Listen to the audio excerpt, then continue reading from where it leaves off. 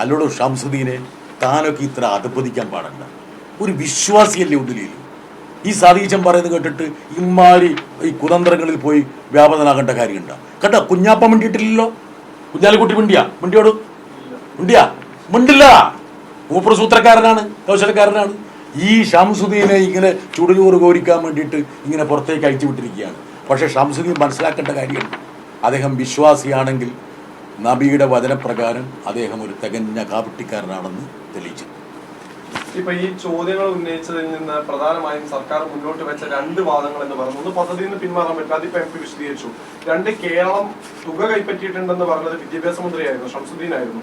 അതിനും ഇപ്പൊ മറുപടി വന്നിരിക്കുകയാണ്. ഞാനതല്ലേ നബിവചനം അദ്ദേഹത്തിന് ഉദ്ധരിച്ചു കൊടുത്തത്. അയാളിൽ നിക്ഷിപ്തമായ കാര്യങ്ങളിൽ ഒരാൾ വഞ്ചന കാണിക്കുന്നു, ആ വിഷയത്തെക്കുറിച്ച് സംസാരിക്കുമ്പോൾ അയാൾ കള്ളം പറയുന്നു, 4-ൽ 2 ലംഘിച്ചു. അങ്ങനെ ലംഘിക്കുന്ന ആള് തികഞ്ഞ കാപട്യക്കാരനായിരിക്കുമെന്നാണ് നബി പറഞ്ഞിരിക്കുന്നത്. നബി വചനത്തിന്റെ നഗ്നമായ ലംഘനമല്ലേ നമ്മുടെ വിദ്യാഭ്യാസ മന്ത്രി ഷംസുദ്ദീൻ ബായി നടത്തിയിരിക്കുന്നത്? അല്ലോടോ ഷംസുദ്ദീനെ, താനൊക്കെ ഇത്ര അധപ്പതിക്കാൻ പാടണ്ട. ഒരു വിശ്വാസിയല്ലേ ഉള്ളിൽ. ഈ സതീശൻ പറയുന്നത് കേട്ടിട്ട് ഇമാരി ഈ കുതന്ത്രങ്ങളിൽ പോയി വ്യാപകനാകേണ്ട കാര്യമുണ്ടോ? കേട്ടോ, കുഞ്ഞാപ്പ മിണ്ടിയിട്ടില്ലല്ലോ. കുഞ്ഞാലിക്കുട്ടി മിണ്ടിയോട് മിണ്ടില്ല. മൂപ്പർ സൂത്രക്കാരനാണ്, കൗശലക്കാരനാണ്.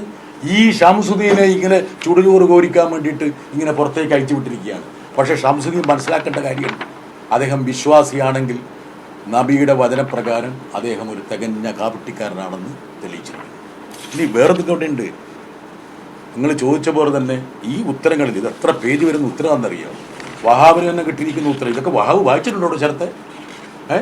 ഒരുപാടുണ്ട്, 4 പേജ് പറ്റിയുണ്ട്. JV മാത്രമൊക്കെ കിട്ടിയിരിക്കണം നല്ലപോലെ. 1, 2, 3 പേജ് JV മാത്രം വായിച്ചിട്ടുണ്ടാവും. JV മാത്രം എന്താ വെച്ചാൽ മൂപ്പത്തി അത് കൊടുത്തിട്ട് തന്നെ ഇത് കിട്ടാൻ വേണ്ടിയിട്ടായിരിക്കുമല്ലോ. ഇങ്ങനെയും ഉത്തരം കിട്ടുള്ളൂ എന്നുള്ള കാര്യം അല്പം കോമൺ സെൻസ് ഉള്ള ആൾക്കാർക്കറിയില്ലേ? ഈ ചോദ്യം ഇങ്ങനെ ചോദിച്ചാൽ ഇതിൻ്റെ ഉത്തരവില്ല ഇങ്ങനെ വരുള്ളൂ. എന്താ കാരണം? ഇവർ ഇതുവരെ ഈ തമസ്കരിക്കാൻ ശ്രമിക്കുന്ന ഈ സത്യം അനാവരണം ചെയ്യപ്പെടാൻ ഈ ചോദ്യം മാത്രം മതി എന്നുള്ള കാര്യം ഈ പാർലമെന്റിൽ അല്പം തഴക്കവും പഴക്കമുള്ള ആൾക്കാർക്ക് മനസ്സിലാവില്ല. ഇതിനകത്തെ വിഷയം എന്താണ്? ഇതിനകത്തെ വിഷയം എന്ന് വെച്ചാൽ നമുക്ക് ഒരു കേസുണ്ട്. ആ കേസ് കൃത്യമായിട്ട് ഈ ചോദ്യത്തിന് ഉത്തരത്തിനും കൃത്യമായി പറയുന്നുണ്ട്. എന്താ കാരണം? നിങ്ങൾ PMC എന്ന് പിൻവാങ്ങുന്നു, നിങ്ങൾക്ക് PMCയുടെ ഫണ്ടില്ല. പക്ഷേ മറ്റ് സ്കീമുകളിലുള്ള ഫണ്ട് നിങ്ങൾക്ക് നിഷേധിക്കാൻ ഒരു കാരണവശാലും കേന്ദ്ര സർക്കാരിന് പറ്റില്ല എന്ന് ഈ ചോദ്യ ഉത്തരത്തിൽ കൃത്യമായി പറയുന്നുണ്ട്. അതുകൊണ്ടാണ് ഞാൻ പാർലമെന്റിൽ നിരന്തരമായിട്ട് ഫൈറ്റ് ചെയ്തുകൊണ്ടിരുന്നത്. അതായത് സമഗ്ര ശിക്ഷയിൽ നമുക്ക് അർഹതപ്പെട്ട ഫണ്ട് PMCയുമായി ബന്ധപ്പെടുത്തി നിഷേധിക്കാൻ പറ്റില്ല എന്ന കാരണം ഒരു കേവലപരമായ യുക്തി. ഞാനിത് മുഴുവൻ പഠിച്ചുകൊണ്ട് പറയാം.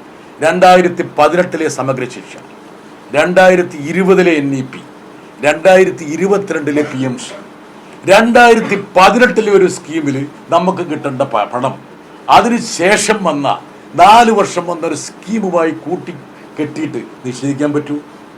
അതല്ലേ നമ്മുടെ പോരാട്ടം.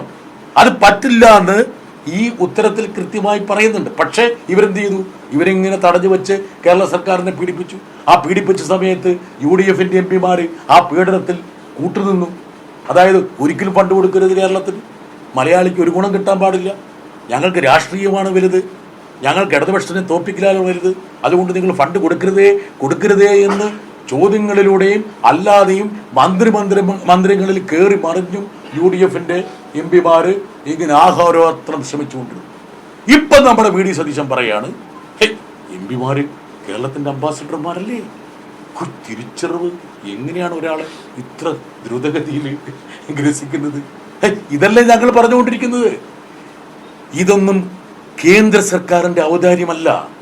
നമ്മുടെ സംസ്ഥാനത്ത് നികുതി പിടിക്കുന്ന നികുതിയുടെ ഒരു ചെറിയ വീതമാണ് നമുക്ക് ഈ കേന്ദ്ര സ്കീമുകളിലൂടെ തിരിച്ചു വരുന്നത്. നിങ്ങൾ 2025-26 ബജറ്റ് പേപ്പറുകൾ പരിശോധിക്കുകയാണെങ്കിൽ വിദ്യാഭ്യാസ ആരോഗ്യ സസ്യനത്തിൽ മാത്രം കേന്ദ്ര സർക്കാർ 97,000 കോടി രൂപ പിരിച്ചിട്ടുണ്ട്.